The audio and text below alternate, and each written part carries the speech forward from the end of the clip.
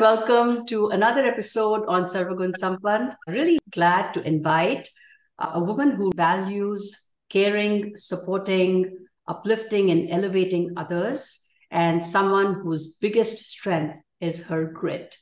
Please join me in welcoming Aparna Ranganathan to the show. Aparna, I'm so delighted to have you. How are you?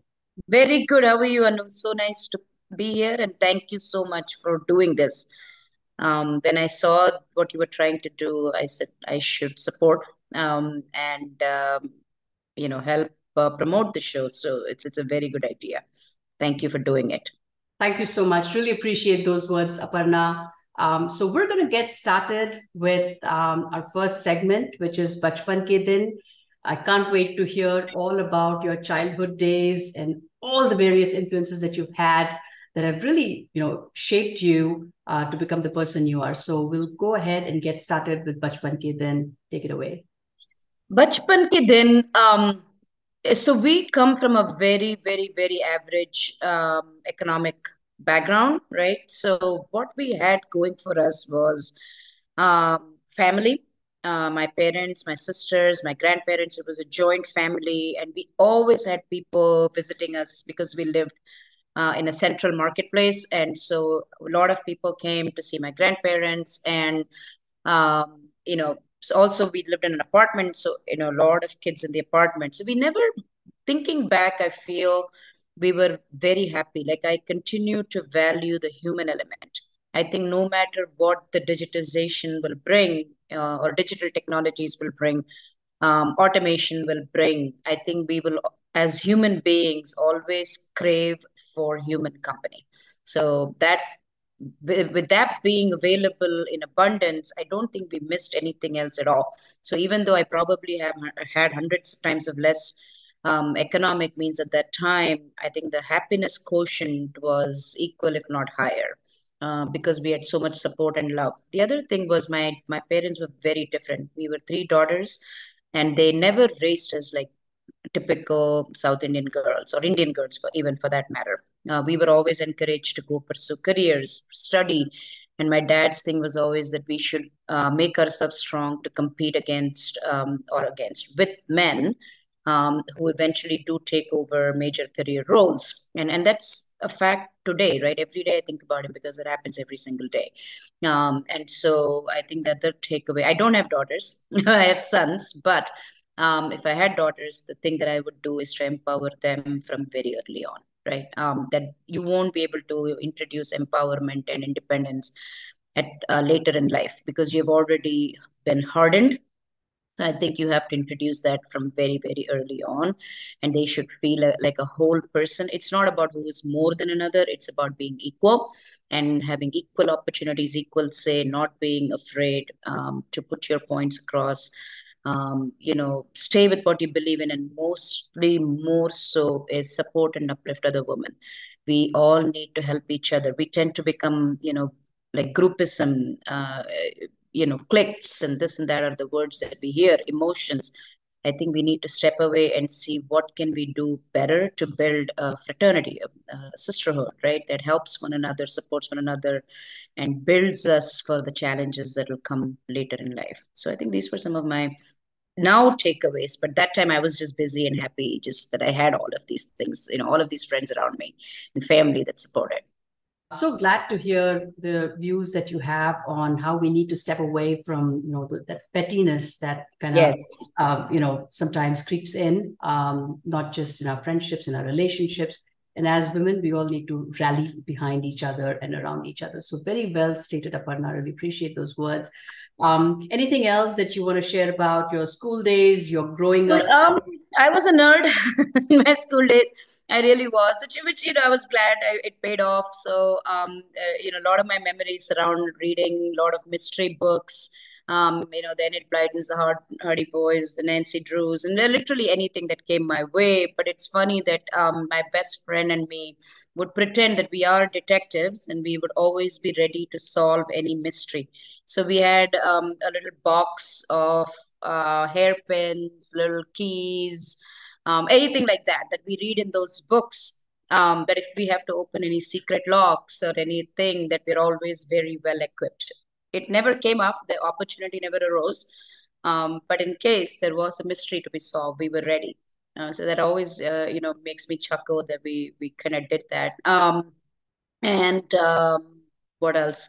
I have another very funny incident with my sister. So our apartment was really small. It's very small, but we would play blind man's buff, which is you tie your eyes and you try to catch the other person. So we were playing that. My youngest sister was doing that, and we heard the gola wala come, like the shaved ice, and we literally left her like that. And my other sister and me went downstairs, got the gola, ate it. We also got some for her. And when we came back, she was still searching. She's like, "Where are you? Where are you?" And then we told her it's okay, like you can have the gola. And she was very mad. Then we left her, like that. And then another time, I remember I was trying to experiment with burning hair, on the lamp. But I plucked my sister's hair. So even today, she tells me, why you didn't think you should do it with your own hair? Like, why did you pluck my hair to do this experiment? So anyway, so these are just like some things that come, to the top. But yeah, for the most part, I mean, but my college changed me quite a bit. I went to a regional engineering college away from home to a hostel, and I think that was a very life-changing experience. Yeah, we'll come to that. We'll definitely come to that. Yes, I definitely but want to yes. thank you for sharing your childhood. What a joyous period that is. The innocence, the purity. Yes, yes. You just live in the moment and you do whatever comes to Yeah. you. And now I do want to say that right now we observe, I don't know, I feel we as a community are putting too much pressure on our children, and we're taking away a lot of their childhood. That someday, they may not like what we did to them. So I think we need to step away a little bit and let them just be. It's okay to waste time. It's okay to do nothing. It's okay to just kick a ball around. Those days don't come back. Very well said. I hope all the young moms out there are paying attention to what you're saying, because that is so important for each one of us. We've raised our kids probably they're, at a stage where, it's already water under the bridge. But I Correct, correct. generation, especially, the digital natives, people like kids that are born with technology in their hands. I think, parents Very definitely true. have to, it's a difficult Absolutely. act for them. Yeah. Alrighty. So we'll, Aparna, move on to your next phase in life, which is about your career choices, the decisions, and all about moving away. You probably got married, moved away to a different country, and we'll talk about all the challenges and the struggles. So this is our segment called "Ye Kahan Aa Gaye Hum," and I can't wait to hear. So I think we wonder that every day, right? Even now. It's been 25 years of living in America, and I still wonder, kahan aa gaye? But all in a good way. So from a school college perspective, so um, I also think, since I don't know that passion and this and that were big words when I was growing up. It didn't matter. Everybody just did something, and, it depended on what, again, your family supported you with, especially as a girl when I was growing up, and how far you could go. So you really had the science, commerce, arts, fields to choose from. And if you had good marks, you chose science, whatever, right? But my grandfather, my mom's dad, was an engineer. So when we would go to my mom's house, he built everything. He built the idli grinder. He built, this is, I'm talking, for 30 years ago, whatever, right? 30, 40 years ago. So which is unheard of. And then like a rice grinding machine, so on and so forth. So to me, that was my influence on wanting to be an engineer. Not that I knew any different either. I was just a word, and I said, I someday I want to do that, and that kind of how I went about. Um, and also they were economically much better, so I thought when you do that, and you get better jobs, and you're able to lift yourself. So that's how the journey started, and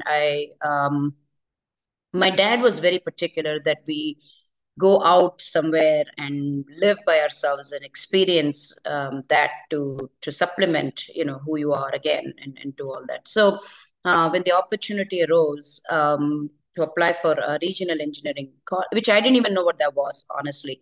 I had a Rocky brother, and I remember he came to my house and woke me up. I was taking a nap and said, "Bob, let's go apply." I said, I'm not going to go into any of these places. I don't know why you're wasting your time. So he said, "Okay, I'll take you to a movie. Just come with me, we'll apply, then I'll take you to a movie." I said, "All right, we'll go." So that's how I applied to an REC. I didn't even know the value. I didn't know many things about it at all. And even when we went for admissions, my mom and me were very lost because we had no idea what this is about.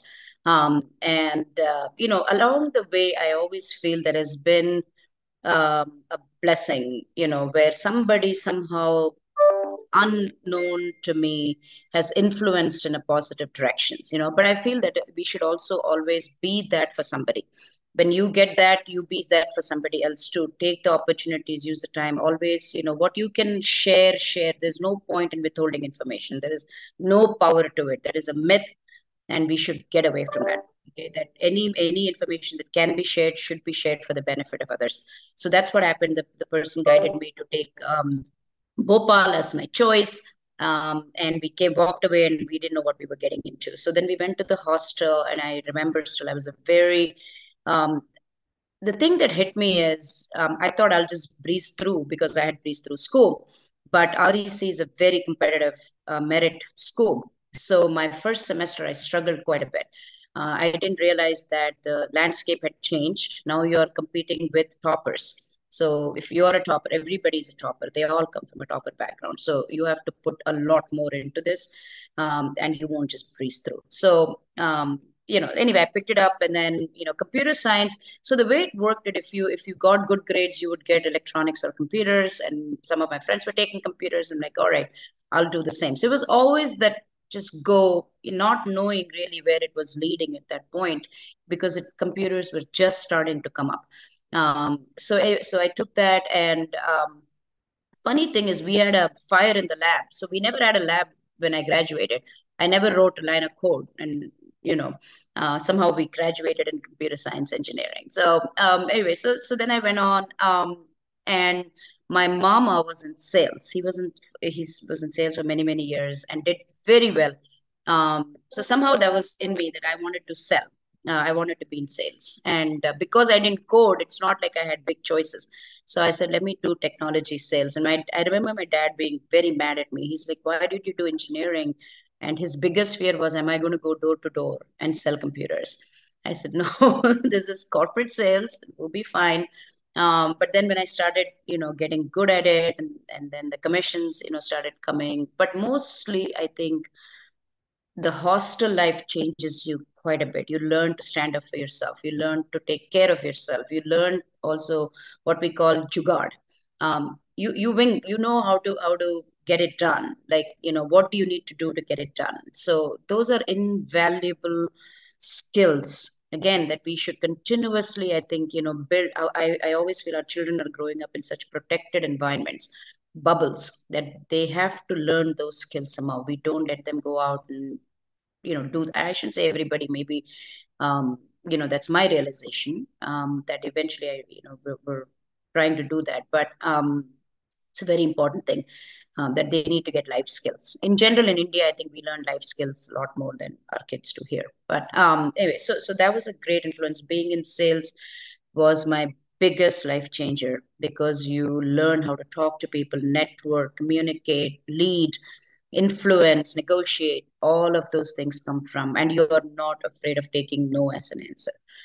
That is the biggest thing. Most times we don't take a step, we don't ask somebody, we don't do something because we're afraid they will say no.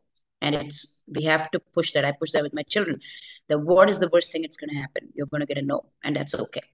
So then I got, I have an arranged marriage. So I got married, and I came to America. It was a realization for me about the stereotyping.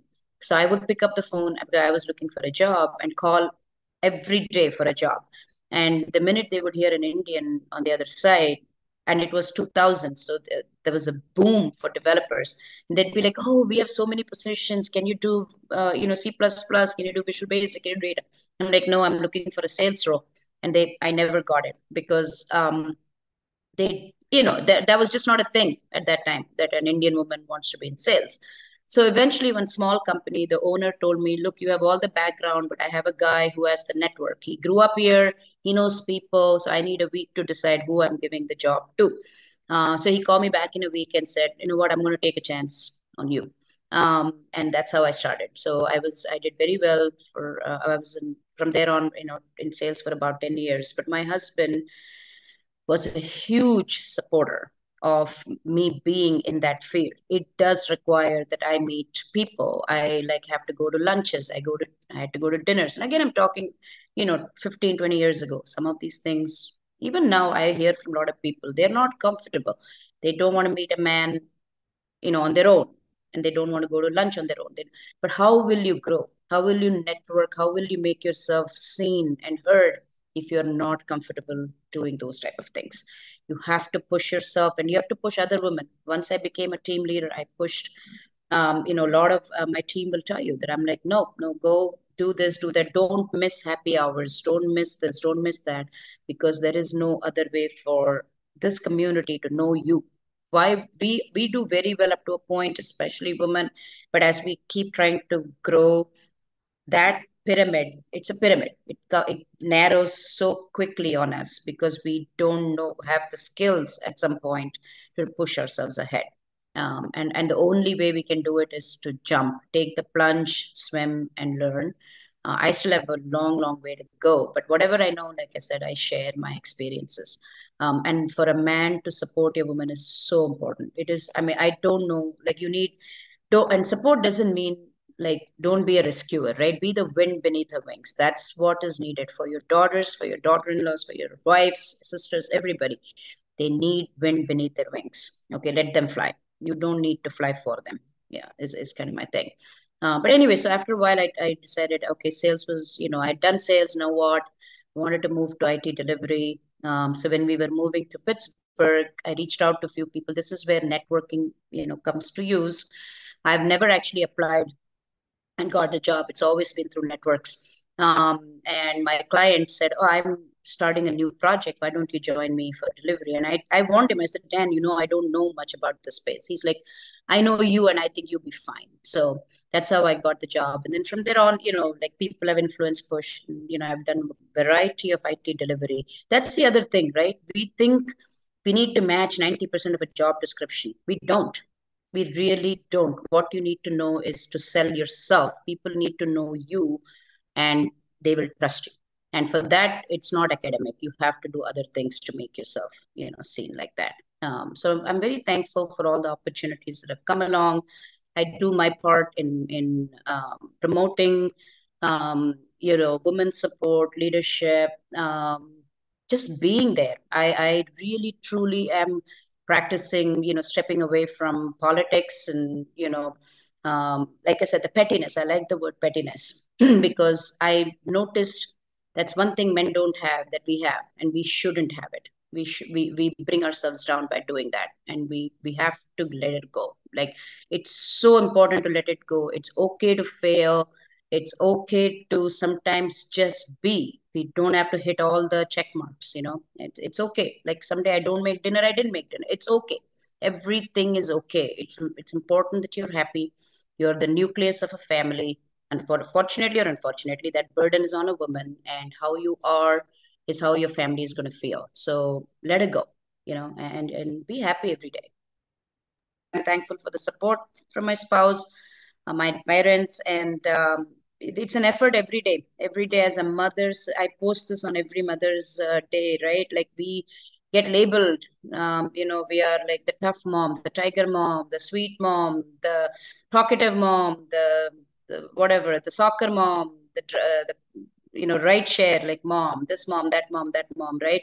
And we all give each other those labels too. So with all those labels, with all the responsibilities, we're also the thread that binds communities. Okay, so think about it, right? We hold communities together, whether it's a PTA, whether it's somebody getting sick, somebody has a baby, somebody's parents are coming, something is happening. We who don't have family around here become that social thread. So we should be very, very proud of ourselves. That realistically speaking, without that common social thread, there won't be a community, there won't be a society. So women bring that to the table, right? So we have to understand, we have to promote. When young girls come into the fold, empower them, like let them do things, and be proud of what we do. And at the same time, I think we should take the time to, the other thing I feel is we also need to take the time to stay current. Sometimes we get lost. We are so busy with kids, and then we spend our time music, dance, watching movies, which is all okay. There's nothing wrong with that. But if you still want to stay in the career arena, then you need to stay current. Okay, you have to know what the trends are, what is happening, whichever field you're in. I don't care what your field is, whichever field you're in, you need to give yourself that time to learn and grow. Continuous. Yesterday, I was reading a quote that in 2021 onwards, right now, or 23, whatever, it's not about how much you know, it's how quickly can you unknow, unlearn, and relearn, because the landscape around us is changing very, very, very fast. So we need to give ourselves the time to attend seminars, to listen podcasts, listen, read, whatever it may be. But we need to give ourselves the time, because suddenly I think what happened now, I'm an empty nester. Thankfully, a lot of these things kept me going, but I also now feel like I should have developed a hobby, because you'll hit a point, you're like, what next? Because as immigrants, we come here, we get married, we're so busy, we're building friendships, we have children, they do things and all that, and then you suddenly come, you're seeing this stop sign ahead of you, and you're like, how did I reach here this quickly? And what next for me? Which road am I taking? So make sure that you have enough to for the rest of your life to lean on to, and not make it a monotonous routine, right? Like learn and grow from it at all times.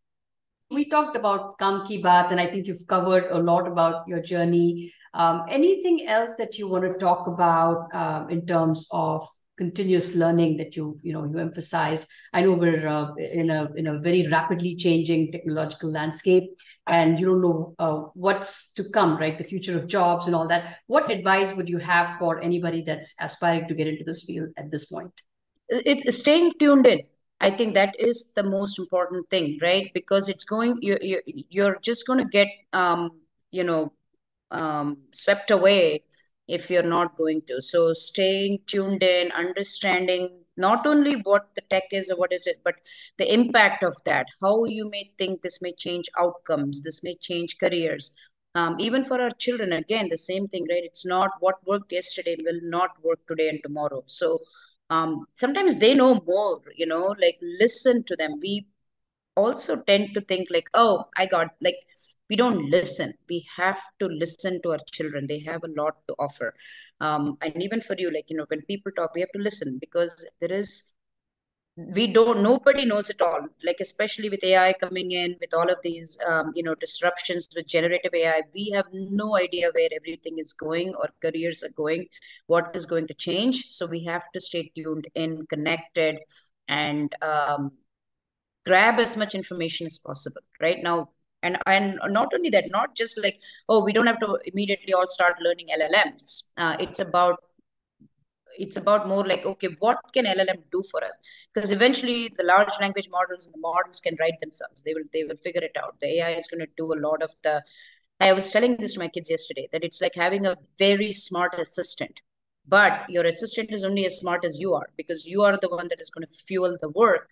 So it will be important for you to know how to give and take work from such a powerful source. And in tomorrow's world, we may not have to buy hard things. We may not have to, know everything. It's going to come down to, you're going to get options. So when you get options, do you have the smartness to pick the right option? The AI is going to tell you these are three things you can do.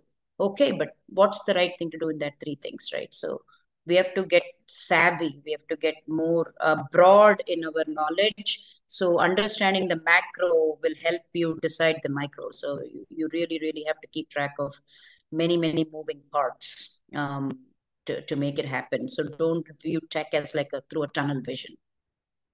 That's very important piece of advice that you've given around AI and what to expect. Because like you said, your machine is going to be only as smart as you are. The machine doesn't know Yes. what you want. You know what you want. So you can, use that to your advantage. Right. Awesome. Aparna, our next segment is about the X factor. And here we talk about your unique abilities, your unique talents, unique strengths, anything that's very unique to your personality that you want to talk about. I think everybody is unique, Anu. Everybody is unique. Like, look at you. You have started so many things over the past few years. That you. I wish I was like that. That I dab into, and I have ideas, but I never get time to execute. So I think everybody has something unique in them. To identify and respect the uniqueness is also very important. From my perspective, I mean, one thing that I don't know if I'm there yet, but I am trying to get there every day. Is free myself of inhibitions and fears. Like, fear is the thing that stands between good and great. Okay, and I'm not sure, I'm not saying I'm great, but I'm saying that it's better to know, because if any time in your life, right, if you veered away from something, it's because you were afraid of it. Somebody told you, oh, don't do this. This is not for this person. Don't, or it's a Tuesday, it's a Wednesday, it's a Friday. You should do this, that, and that, and that. Like, I personally don't think there is anybody from above giving those messages. I think somebody above us in the skies is telling us, be nice to people, take care of my children. There are children in this world that don't have parents. So, give love, like be loving, be accepting, be inclusive. That's more important than you practicing, X, Y, and Z. So that's my thing. Like I want to think that right now I'm in a state where I'm not afraid of anything. Like, yes, I mean, there is emotions that things happen to your family, your parents are getting old, somebody may be sick, and there is the worry. But I'm not afraid to talk to somebody, do something, and all that, right? The other thing is humor. I think humor goes a long way. Build it, support it, right? Because it is a great icebreaker, and do that. Um, yeah, so I don't know what else is the X factor is, that I'm not afraid to reach out to people. I'm not afraid to talk to people. I'm not afraid to, build friends and things like that. And I think that's a very important thing, because there is a lot of fear in all of us, a lot of inhibitions in us that prevent us from doing something. And it doesn't have to be anything great, big, or anything. Just, if you want to go to a concert, just go to the concert, like things like that. So I'm there where I don't hold myself back at all. I wear what I want to wear. I eat what I want to eat. I drink what I want to drink. So I'm not afraid. And that I'll is your X keep track factor. of it. Yeah. Yeah. That is your X factor. How many people can actually say that? And that's also possibly the reason, perhaps the reason for your success in your career, right? That ability to hustle, the ability to reach out, not have any inhibitions. And that is incredible. So we'll move on to our next segment, which is self-care. Yeah, this is about what do you do on a day-to-day basis to take care of yourself, to fill your own cup before you, take care of your family and your work and all those other things. So Um, I work out. I work out 6 days a week at least. Okay. And that's been my it's good for me mentally and physically, right? And a very good question, because I think it's very, very important, as being the care provider for the most part in all the families, right? The women are, we should take care of ourselves. And I also watch, I don't diet and all that, but I watch what I eat, at least, like, I would say 5 to 6 days a week, right? We do homemade meals for the most part. Weekends we definitely go out and do whatever, but and not doing processed foods, not doing, staying as natural as possible, things like that. And now I'm learning to also sometimes just take time for myself. Like, I just like sit outside sometime. The weather is getting nice. I don't do anything. Like, just take a half hour, just sit and think and do whatever you want, right? Like, don't worry about it. But I think working out is highly underrated. We should work out more, because we get busy. Again, listening to lectures is not a workout. Listening to, you have to physically do it. So sometimes I feel we just, don't do that. For some reason, then when you hit your 50s, you're going to slow down. So that's what I do. If there is one advice I'll give, is please work out. I really appreciate you sharing all of that wisdom, information, some great tips, and also the fact that you work out diligently every day. That is fantastic. I hope you keep it going. Aparna, I want to thank you. I know you've got a busy day ahead of you, so I'll let you go. But I want to thank you for taking the time to come and speaking to all our audience and me on Sarva Gunn Sampann. This has been a great talk. Thank you so much. Thank you so much. And thank you for doing this, Anu. I really hope your channel grows and prospers. And, if you need help inviting anybody, whatever, I'm happy to help you. But let's keep it going. I think it's very important. Absolutely. And that's, on that note, I want to tell my guests that please do come back every week to watch these episodes. There's just so much to learn from every guest that's on the show. Every woman is unique. And this is an open invitation to anybody who wants to come on the show and share your story to you, to your friends, family. Please do so. So thank you so much for watching. Sure. And someday I would like to reverse interview you. Okay, let's do that. Let's do that. Definitely. I'll be open to that offer. Thank you so much, Aparna. Bye. You and have a good one. Bye-bye.